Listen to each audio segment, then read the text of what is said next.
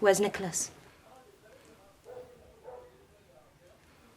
Oh, he's been brought so low by the way strike's gone. You're a committee man, you know. I thought they stood a good chance this time. Has everyone gone back to work? They lost their spirit after the violence at Marlborough Mills. Fools, what are they thinking of? Throwing stones at a woman. I'm sure it wasn't so very bad. Whatever was It done. was enough.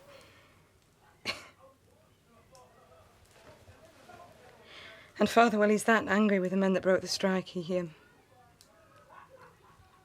see, I wish I knew where he was. I've never seen him like this, Margaret. I'm worried about what he might do.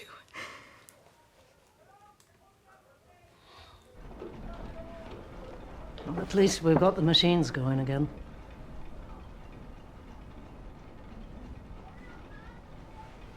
The Irish? They're settled. They've had a good meal. I sent for the Catholic priest, Father Patrick. He seemed to calm them down. I'll have to send them home. I've got workers clamouring to come back. Serve them right if we kept the Irish workers.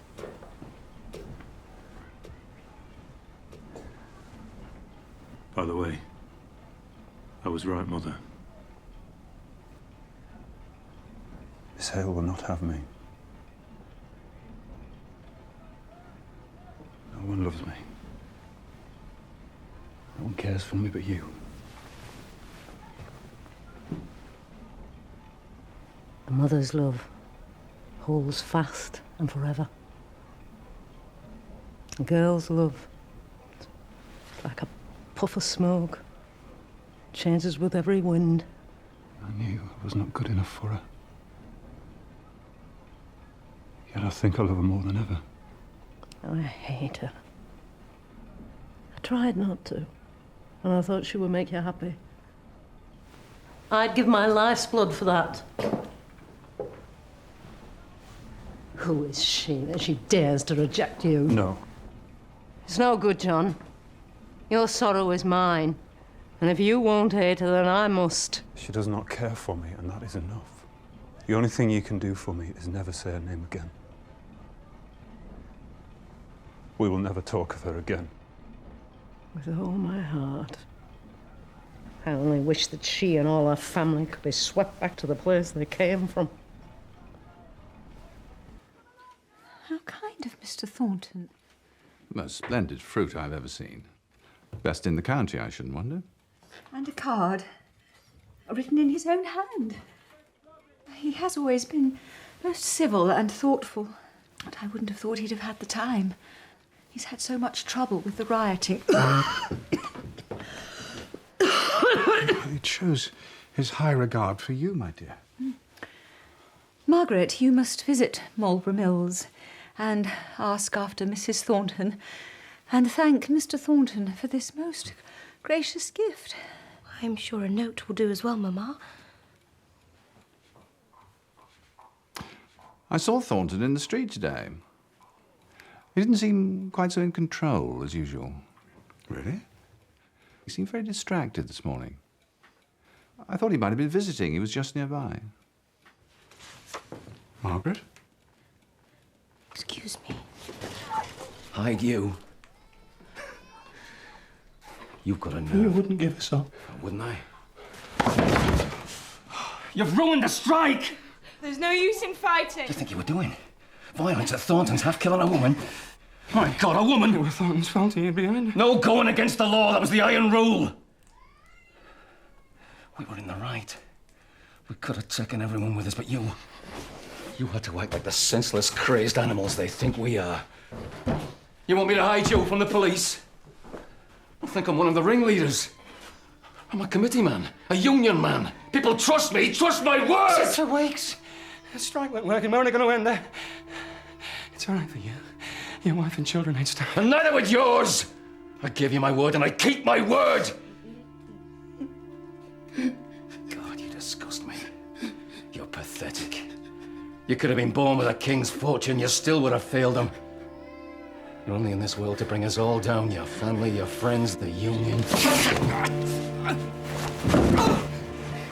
And telling the police where you are. I'm telling them where you are. I'll give you up, John Bolter! Stop!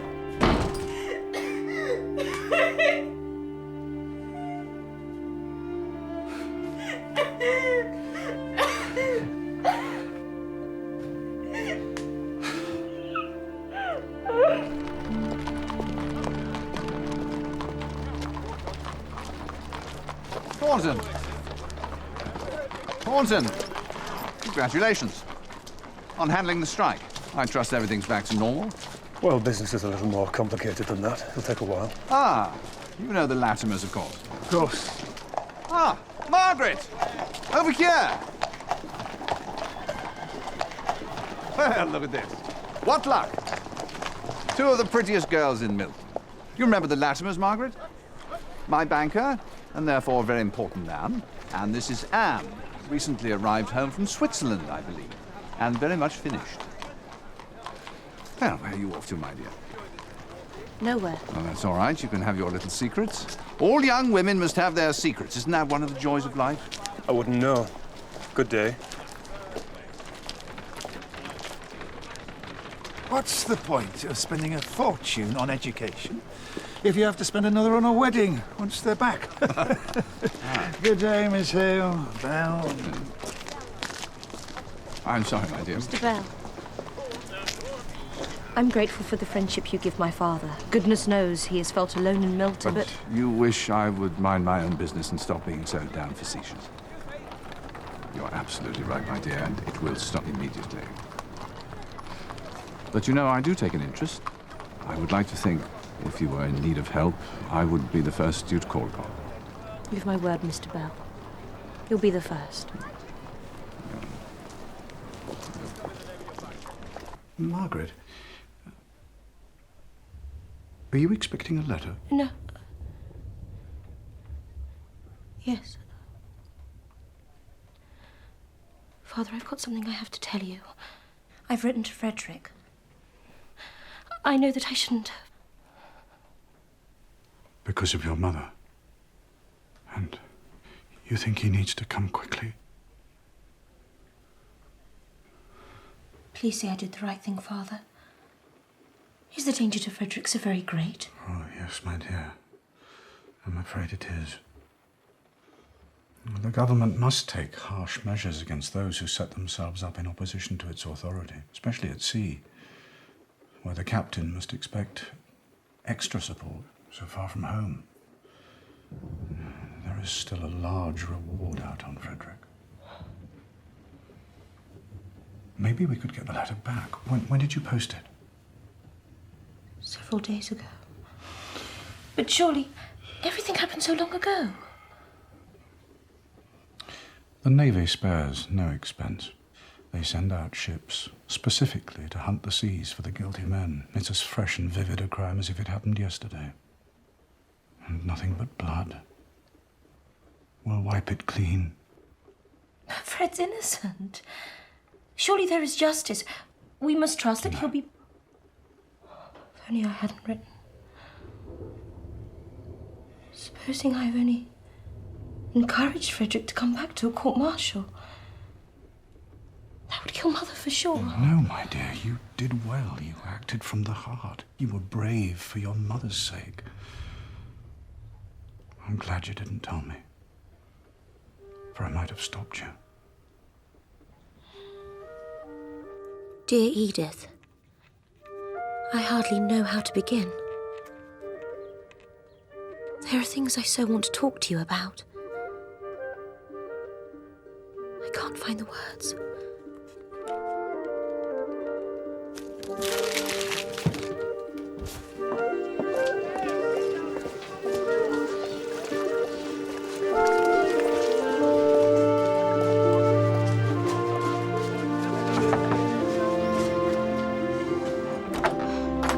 I came for a chat with Ben. Oh, miss.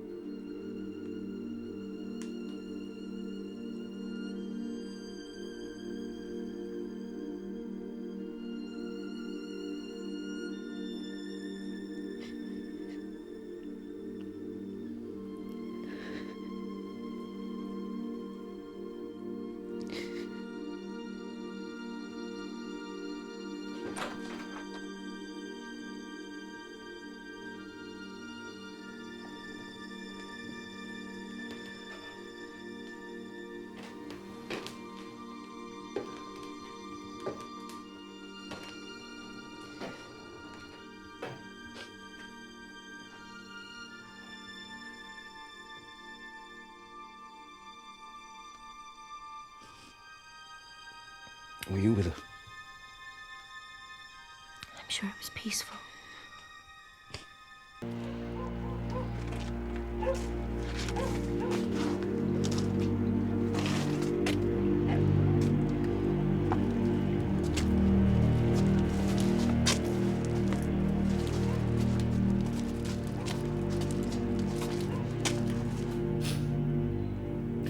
My poor Bess.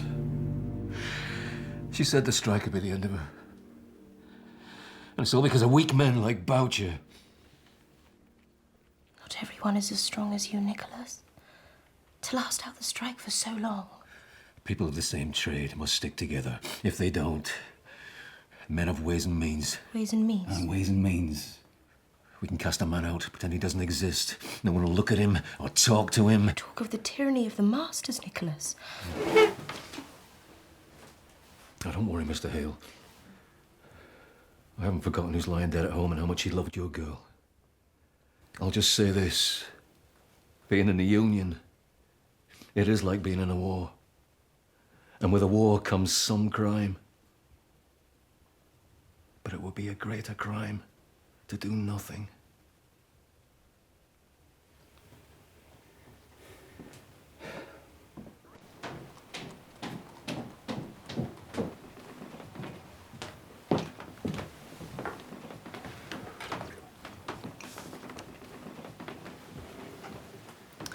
Doesn't the mistress look well today, Miss Margaret?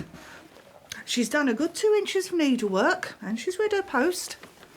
More letters from your Aunt Shaw, inviting us to the great exhibition. Oh, I do so wish I could go. Don't worry, I know that I shouldn't. But you could go, Margaret. It sounds so exciting. With bears and elephants and exotic people and inventions from all over the empire. I can't go to London. Not when you're... Not until I know you're feeling better. Yes, but if you went, you could tell me all about it and maybe bring me something back, and that would give me something to look forward to. I'll think about it.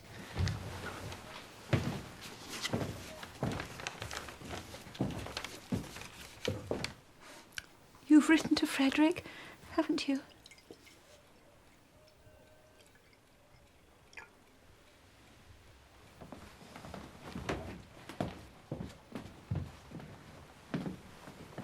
Now I think about it,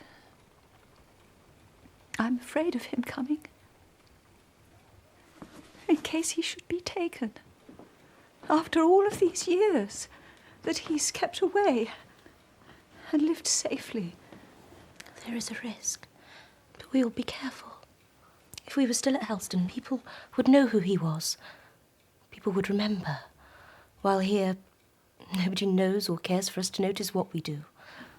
I suppose there's some virtue in being uprooted and friendless.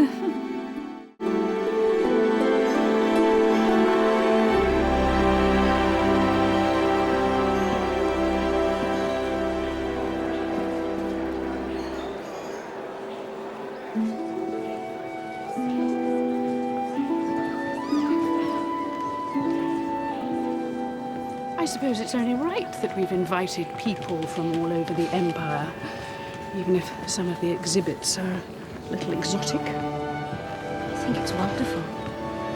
It seems as though all the world is here for us to see. I was impressed by the machinery. I have to say, I never realized the power of it, and the money to be made from cotton. Maybe we should go into cotton. I should think it takes a deal more energy than you have, Maxwell. And we don't need heavy machinery to make money in London. Nor do we need to suffer the northern climate. Do we, Miss Hale? I ask the expert amongst us. It's true. The air is not so clean in Milton. Margaret has always had a mind of her own, Henry.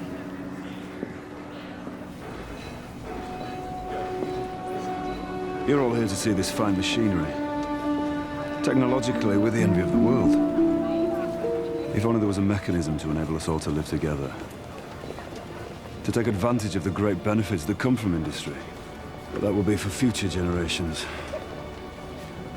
We can bring back marmosets from Mozambique, but we cannot stop man from behaving as he always has. Don't you think we can bring about an end to strikes? Not in my lifetime. But with time and patience, we might try to bleed them of their bitterness. Miss Hale here knows the depths we men in Milton have fallen to. How we masters only strive to grind our workers into the ground. I certainly do not think that. As Mr. Thornton could tell you, if he would know me at all. I've presumed to know you once before, and have been mistaken. Miss Hale! How delightful. You've managed to come to London at last. Mother allowed it only because John was coming. And Miss Latimer, of course, who she approves of greatly. Seems to think is far more sensible than me.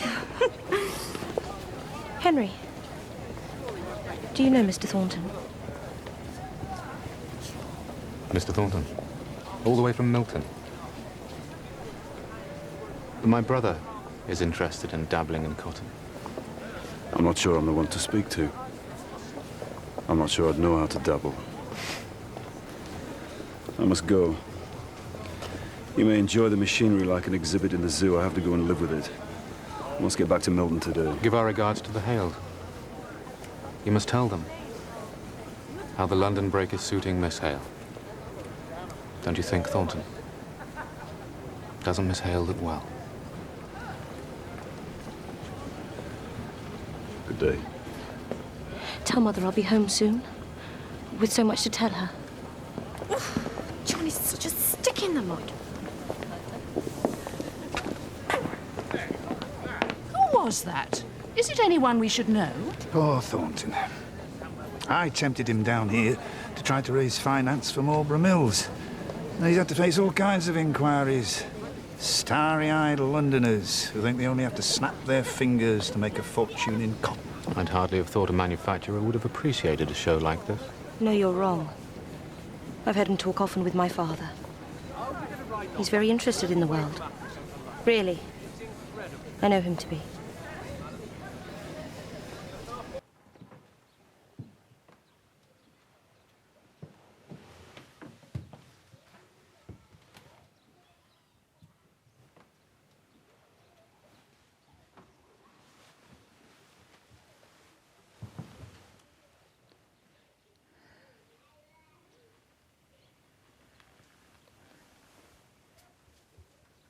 My daughter, Margaret.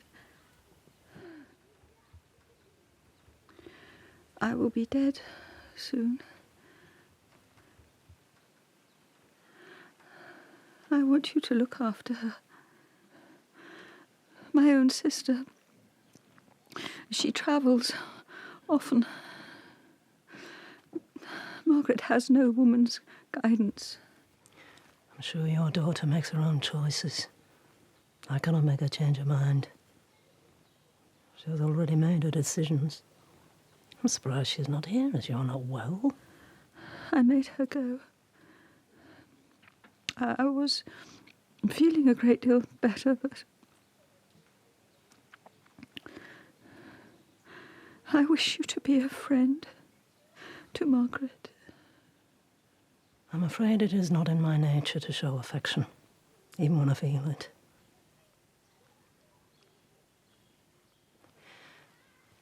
But I promise that if Miss Hale should ask me for help, or if I should ever hear of her doing something that I see as wrong, But Margaret never does anything wrong. I will counsel her as I would my own daughter. I promise. I pray to God to bless you for your promise to be kind to my child.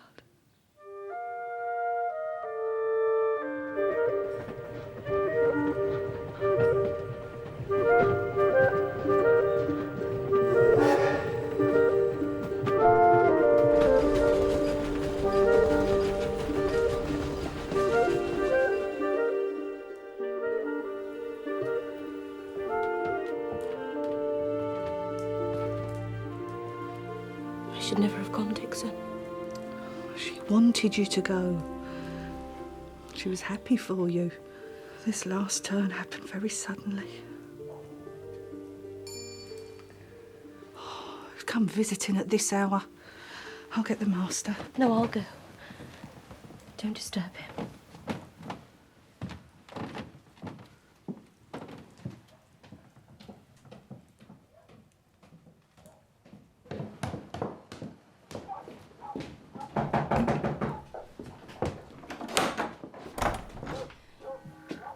It's Mr. Hale in. Frederick. Frederick. Oh.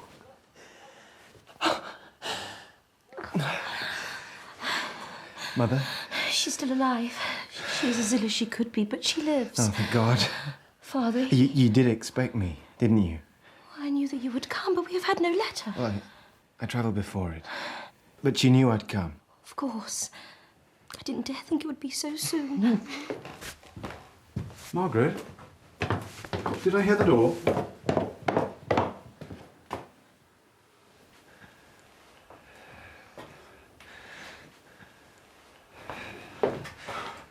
My boy. Come home. Miss Hale, Mr. Thornton. I've only come to return this book to your father, and I've taken the liberty of bringing some fruit for your mother. Thank you. Oh, thank you, Mary. Please take these through to the kitchen. You must excuse me. I thought that I would still be welcome here, despite what has passed between us. As your father's guest, at least. Indeed. You are welcome, but... I'm sorry, you have company already. No, indeed we do not. There is no one here.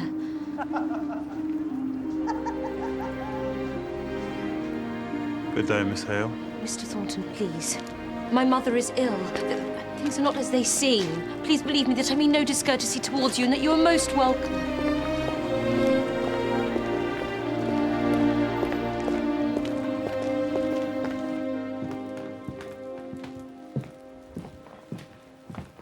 Who was that?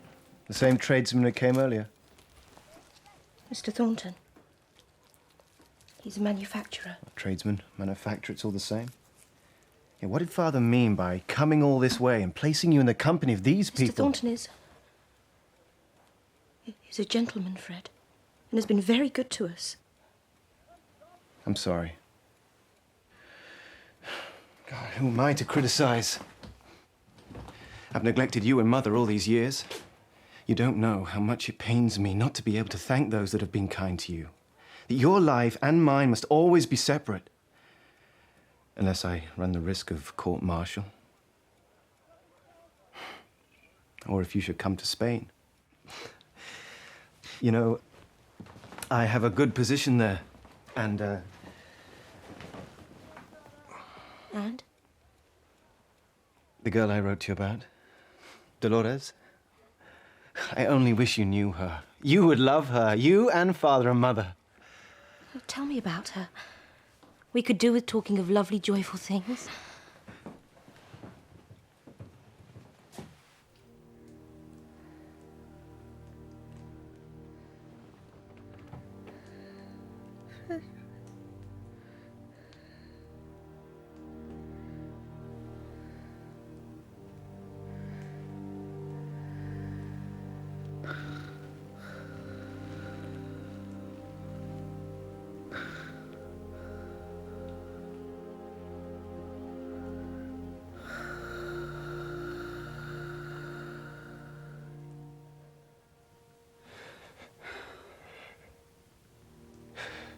She's not gone.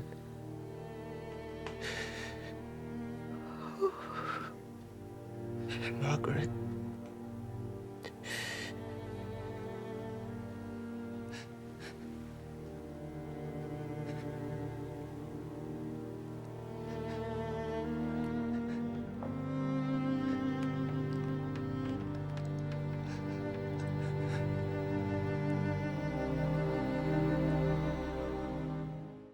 What are you doing all the way up here, Miss Dixon? You still working for those Hales? Wasn't there some sort of scandal involving that boy? I'm visiting my sister's family.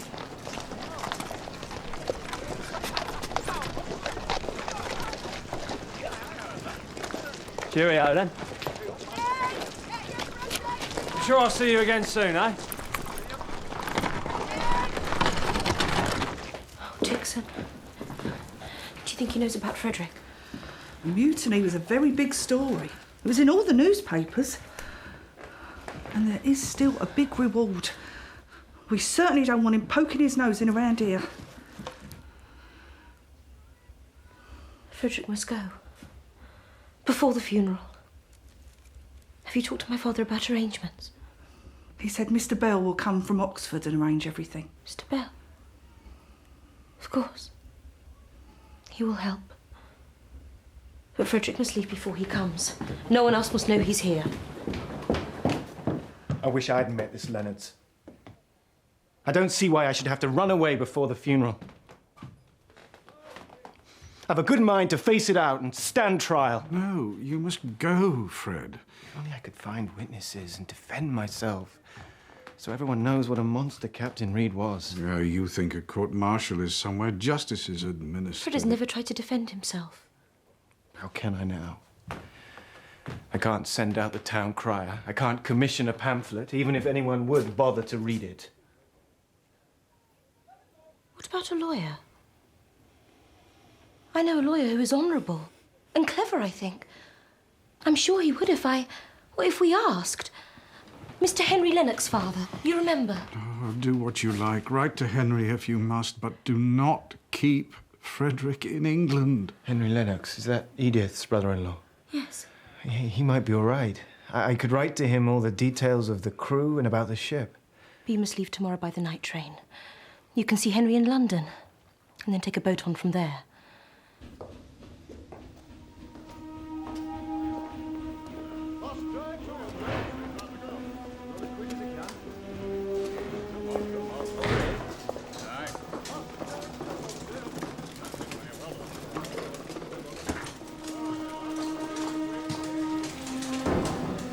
Only a few minutes more. I don't know when I'll see you again.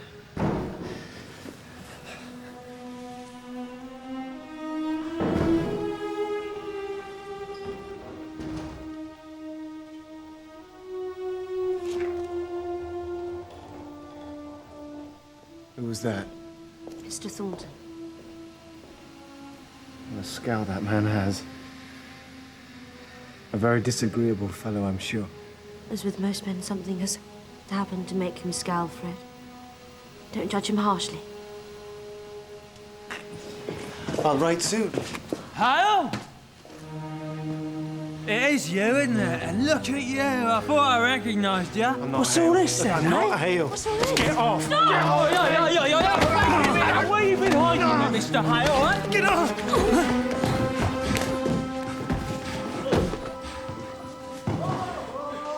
You must go now, Fred. Go!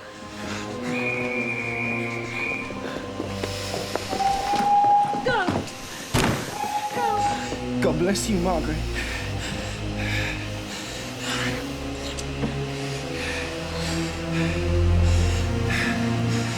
Goodbye. This fellow was found along the station embankment 2 days ago.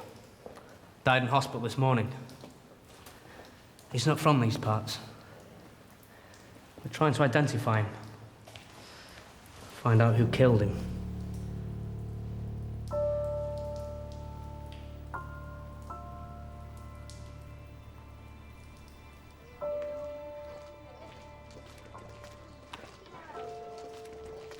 We thought we'd find you here around dinner time. You're pretty sure of finding me here any time. Please, sit down, Master. Oh, thank you. You're out of work still? Because of the strike? I'm out of work because I choose not to work. Have you asked for work at your old mill? Well, Hamper knows I'm a good worker, he'd take me back. But there's a new rule. We're not allowed to pay into the union. We pay into the union so we can have a strike fund. So we can pay £1 a week strike pay to those in hardship. Their thinking is, if we're not allowed, there'll be no strikes. We're not asking masters to fund a strike. We're not that simple, but where's the crime in giving to your own out of your own wages? Do all the mills operate this new rule? Remember Boucher saying the union was a tyrant? Sometimes the union has to force a man to see what's good for him. Boucher was always a fool. He never knew what was good for him. So he did the union harm? We had opinion on our side. Till he started rioting and breaking the law. Wouldn't it have been better to leave him alone? He did the union no good. And you drove him mad. Margaret? No. She speaks her mind. I like that. She doesn't understand. The union is a great power. The union is our only power. I best not talk about it. I can't help feeling angry about you because there's no end to his mischief. Still? Oh, yeah.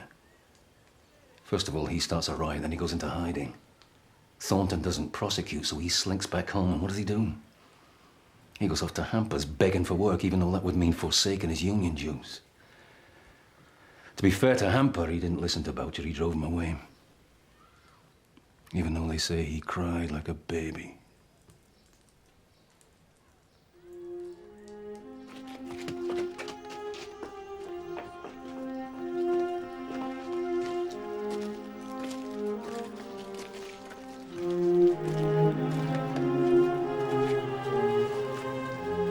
I found him in the canal beyond Ashley. Canal? Aye, he was determined to kill himself, all right? Boucher! He drowned himself. Can't be Boucher. He wouldn't have the nerve to drown himself.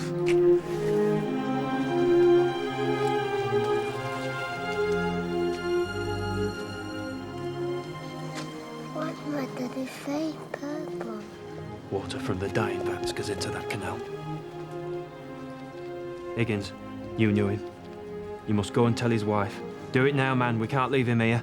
I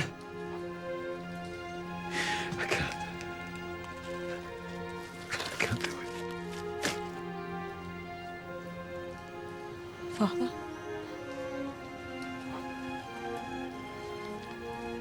I'll go.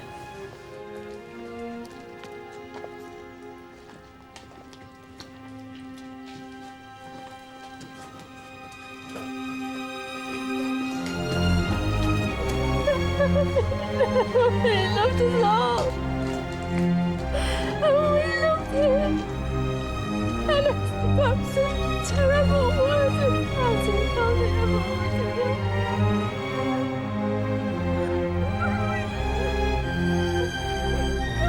My duty obliges me to ask you a few plain questions. A man's died at the infirmary, following a fall, we think, after a fight at Outwood Station between the hours of 11 and 12 at night on Thursday the 26th. At the time, the fight didn't appear to be of much consequence. The doctors think the man had a bad drinking habit and some internal complaint. There will have to be an inquest. The witness, grocer's assistant, stated that the fight was precipitated by some drunken impertinence to a young lady who was walking with a man at the station. There is some reason to believe that that young lady might be you, ma'am. I was not there. The witness said the lady was remarkably handsome. He identified the lady as a Miss Hale from Crampton, whose family frequent the shop. You are the only Miss Hale from Crampton. Well, I don't know. Inspector, much as I would like to own up to being remarkably handsome, I'm sorry that I have to repeat that there has been some mistake. I was not there. I see. Do you have any more questions for me, Inspector? No, madam. I have your absolute denial that you were that lady. I'm sorry that this man is dead. But I was not there. It may be that if my witness insists that it was you at Outwood Station at that time and place, then I may have to summon you to an inquest to provide an alibi.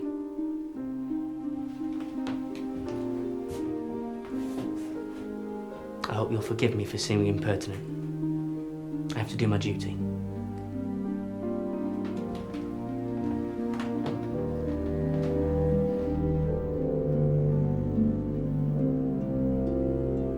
Mr. Thornton.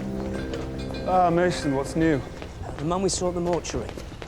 Yes, Leonard's, wasn't it? Well, he was a drunk, obviously, but he met his death by violence, almost certainly. I believe one of my mother's servants was engaged to him. She's in great distress today.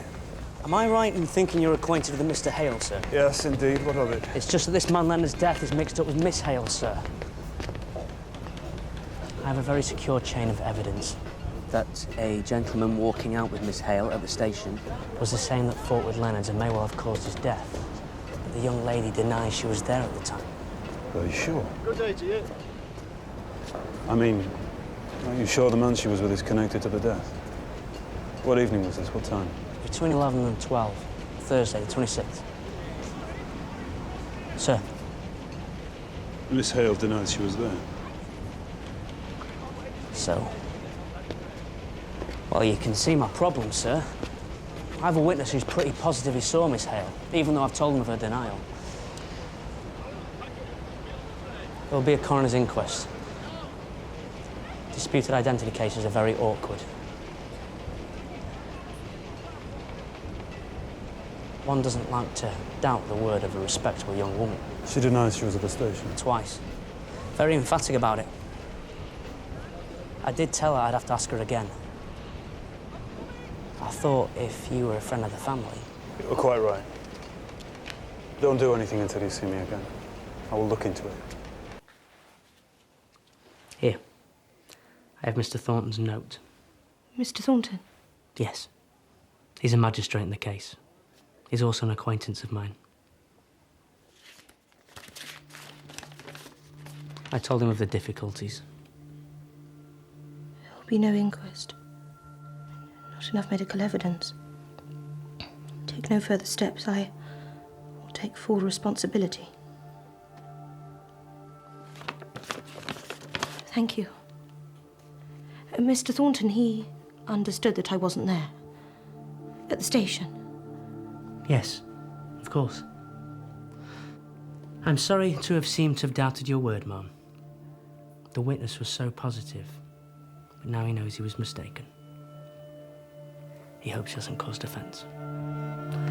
So, good evening, Mum.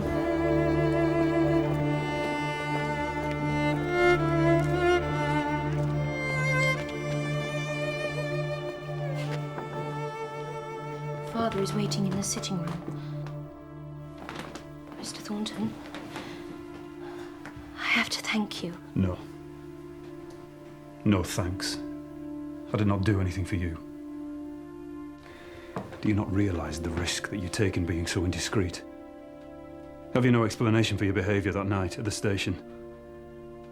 You must imagine what I must think. Mr. Thornton, please. I'm aware of what you must think of me. I know how it must have appeared. Being with a stranger so late at night. The man you saw me with, The secret is another person's. And I cannot explain it without doing him harm. Is that you, John? Come on up. I have not the slightest wish to pry into the gentleman's secrets. I'm only concerned as your father's friend. I hope you realise that any foolish passion for you on my part is entirely over. I'm looking to the future.